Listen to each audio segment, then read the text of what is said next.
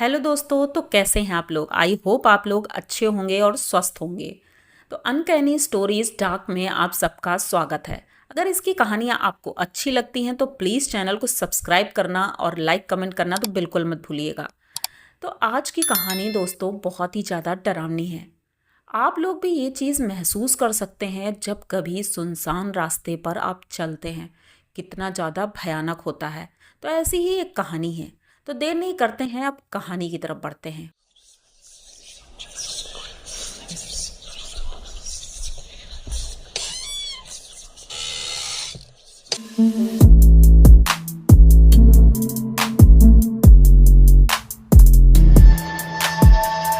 कहानी है अंजलि की और उसकी बहन नताशा की। अंजलि और नताशा दोनों हॉस्टल में रहती हैं और फिलहाल दिवाली की छुट्टियां आई थी। तो अंजलि कहती है कि मेरा एक्स्ट्रा क्लासेस भी हैं, इस वजह से मैं तो गांव नहीं जा पाऊंगी, लेकिन नताशा तू चली जा क्योंकि माँ और पापा सभी वेट कर रहे हैं। इतना बड़ा त्यौहार है, अगर नहीं जाओगी तो उन्हें भी नहीं अच्छा लगेगा और मुझे भी नहीं अच्छा लगेगा कि मेरी वजह से तुम नहीं जा पाई। तो नताशा बोलती है कि अंजलि, अगर तू नहीं जाएगी तो अकेली कैसे रहेगी यहाँ पर? तो वो कहती है, अरे मेरी चिंता मत करो, और भी लड़कियाँ हैं हॉस्टल में, हम सब अच्छे से सेलिब्रेट कर लेंगे। नताशा कहती है चलो ठीक है। अब वो अपना पैक करती है और वहाँ से निकल जाती है। रात की लगभग 9 बजे की बस थी और उस बस से वो अपने गांव की तरफ निकल जाती है। वो बस रात के लगभग 11 बजे इनके गांव के ठीक सामने रोड पर उसे उतार देती है। और नताशा जब वहाँ उतरी थी, आप लोग सोच नहीं सकते हैं कि गांव का माहौल जो कि दिन में इतना ज़्यादा खूबसूरत लगता है, रात में उतना ही ज़्यादा भयानक लग रहा था। नताशा बहुत ज़्यादा डर रही थी क्योंकि पहली बार वो गांव अकेले जा रही थी। उसे डर लग रहा था, लेकिन कहते हैं ना कि भगवान का साथ होता है तो सब कुछ ठीक होता है। उसने यही सोचा कि भगवान हमारे साथ हैं तो हमारा क्या ही हो जाएगा। अब लगभग 2 सालों बाद तो वो गांव जा रही थी और रास्ता भी कुछ बन गया था, कुछ नहीं बना था। उसे कुछ आइडिया भी नहीं था क्योंकि मौसम भी कुछ ठंडा कुछ गर्म हो रहा था। तो ये रोड क्रॉस करती है और अपने गांव वाले रास्ते की तरफ चल देती है। मेन रोड से लगभग 1.5 किलोमीटर अंदर उसे पैदल चलना था। अब वो धीरे धीरे पैदल चल पड़ती है। तभी देखती है कि रास्ते में कुछ गड्ढे हैं, तो ये अपने पॉकेट से मोबाइल निकालती है क्योंकि टॉर्च नहीं था। अब मोबाइल निकालती है, जैसे ही देखती है तो उसमें बैटरी लगभग 10% थी। अभी तो उसने चार्ज किया था जब घर से निकली थी और रास्ते में तो यूज़ भी नहीं किया, तो इतनी जल्दी डिस्चार्ज कैसे हो गई? ये बात नताशा को समझ नहीं आ रही थी। लेकिन फिर भी वो अपना किसी तरह से मोबाइल दिखाते हुए बस जल्दी जल्दी लंबे कदमों से चल देती है। अभी कुछ दूर चली थी कि उसे महसूस होता है कि उसके पीछे पीछे कोई आ रही है, क्योंकि पायलों की आवाज़ एकदम क्लियर थी तो लग रहा था कोई लेडीज़ है, हो सकता है गांव की ही कोई महिला हो। अब ये धीरे धीरे चल रही थी, लेकिन हिम्मत नहीं थी कि पीछे मुड़कर देखे, क्योंकि गांव में उसने सुना था कि लोग कहते हैं कि जब ऐसा कुछ महसूस हो तो पीछे मुड़कर बिल्कुल नहीं देखना चाहिए। तो ये बस आगे देखते हुए चली जा रही थी और वो आवाज़ पीछे से बराबर आ रही थी। अब नताशा को डर लग रहा था, लेकिन अब करती भी क्या, क्योंकि सन्नाटा इतना ज़्यादा था, जंगली जानवरों की आवाज़ें इतनी ज़ोर ज़ोर से आ रही थी।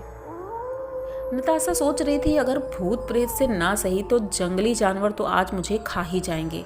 इतना ज़्यादा डर और सर्दी में भी पसीने छूट रहे थे। वो जल्दी जल्दी कदमों से आगे बढ़ी जा रही थी। तभी जो पीछे आ रही थी आवाज़, वो एकदम से रुक जाती है और किसी के रोने की आवाज़ आने लगती है। अब नताशा को लगता है कि मुझे लगता है ये उसकी आत्मा है जो लगभग 3 साल पहले गांव में उसके पति ने उसको बहुत मारा था, उस महिला को।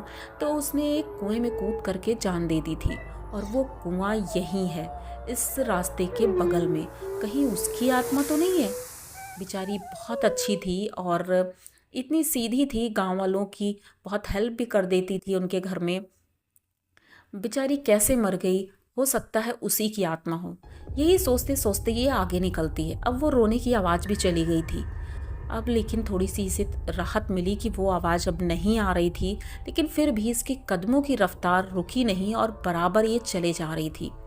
तभी इसे थोड़ी दूरी पर एक इमली का पेड़ दिखा। वो बहुत पुराना इमली का पेड़ था। इमली के पेड़ पर उसे ऐसा महसूस हुआ कि कोई बैठा हुआ है, क्योंकि उसके कपड़े लहरा रहे थे, लाल रंग के कपड़े लहरा रहे थे और कुछ आंखें चमक रही थी। ये देख करके तो नताशा बहुत ज़्यादा डर गई थी। बस उसको जल्दी जल्दी ये क्रॉस करने ही वाली थी तो अचानक किसी की कूदने की आवाज़ आई, जैसे पेड़ से कोई कूदा है। नताशा पीछे मुड़कर देखना चाहती थी, लेकिन उसने बिल्कुल नहीं देखा और आगे बढ़ती गई। उसके रोंगटे खड़े हो रहे थे और अंदर से तो ऐसा लग रहा था जैसे मैं चीख दूं तो कोई आकर मुझे बचा ले। लेकिन फिर भी जानती थी चीखने से कोई फ़ायदा नहीं, क्योंकि गांव अभी बहुत दूर है और अपनी ही हिम्मत से अब जो भी होगा देखा जाएगा। ये आगे आगे बढ़ती रही। तभी एक बरगद का पेड़ मिलता है और उस पेड़ के नीचे एक बुजुर्ग आदमी बैठे बैठे रो रहा था। पहले तो नताशा ने सोचा कि हो सकता है ये गांव का कोई आदमी हो, इससे पूछते हैं कि आखिर ये यहाँ क्यों बैठे हैं और क्या हुआ है। लेकिन जैसे ही उसके करीब पहुँचते हैं तो देखते हैं कि उसके पैर उल्टे हैं और उसकी आंखें एकदम सफ़ेद हैं। ये देख करके नताशा बहुत ज़्यादा डर जाती है, लेकिन वो नताशा को नुकसान नहीं पहुंचा रहे थे, ये सबसे बड़ी बात थी। क्योंकि नताशा के गले में हनुमान जी का लॉकेट था और वो हनुमान चालीसा पढ़ते हुए जा रही थी। एहसास तो हो रहा था लेकिन कोई नुकसान नहीं हो रहा था। नताशा समझ गई ये वही बुज़ुर्ग आदमी है जिन्हें माँ बता रही थी अभी 2 दिन पहले ही इनकी मौत हुई है एक सड़क हादसे में, और वो बहुत ज़्यादा उनके घर के लोग दुखी थे, बेचारे बहुत अच्छे थे वो। नताशा यही सोचती हुई चली जा रही, तभी अचानक से एक छोटी सी बच्ची बीच रास्ते पर रोती हुई चली जाते हुए दिखती है। इसके आगे आगे ही वो जा रही थी।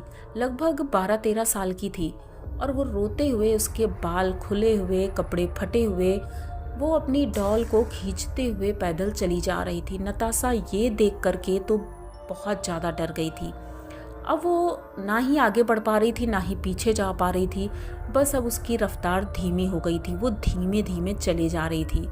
तभी कुछ दूर जा करके वो लड़की पीछे मुड़ती है और पीछे मुड़कर वो हवा में एकदम उड़ने लगती है। जब हवा में उड़ने लगती है तब नताशा बहुत ज़ोर से चिल्लाती है और कहती है बचाओ बचाओ, और भागने लगती है।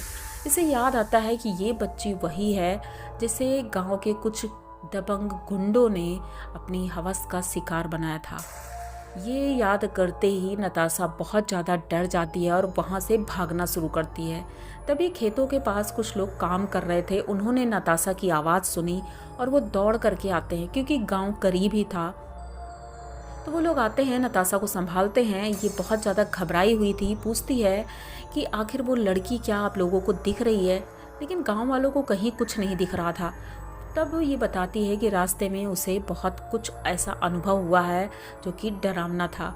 उन लोगों ने बताया बेटा ये रास्ता रात में चलने वाला है ही नहीं, तुम पता नहीं कैसे इसको क्रॉस करके आ गई हो, वरना रात को इधर से कोई नहीं गुजरता है। नताशा उनकी बातें सुन करके बहुत ज़्यादा डर गई थी। उन लोगों ने नताशा को उनके घर पहुंचाया। मम्मी पापा से मिल करके थोड़ी सी राहत हुई, लेकिन नताशा की तबीयत ख़राब हो गई थी, क्योंकि इतना कुछ इसने देखा था। इस वजह से नताशा की तबीयत बहुत ख़राब हो गई थी, लेकिन 2 दिन बाद उसकी तबीयत ठीक भी हो गई। लेकिन कहते हैं हनुमान जी की वजह से उसकी रक्षा हुई और वो ठीक रही, उसके ऊपर कोई असर नहीं हुआ। तो आप लोगों को क्या लगता है कि ऐसा गांव में अक्सर होता होगा? क्योंकि मैंने भी सुना है गांव में ऐसे सुनसान रास्ते डरावने होते हैं। आप लोगों को अगर ये कहानी अच्छी लगी है तो प्लीज़ चैनल को सब्सक्राइब करिए, लाइक कमेंट करिए, शेयर करिए, और इसी तरह की नई नई कहानियाँ सुनने के लिए चैनल को सब्सक्राइब करना बिल्कुल मत भूलना। मिलते हैं किसी नई कहानी में, तब तक के लिए डरते रहें।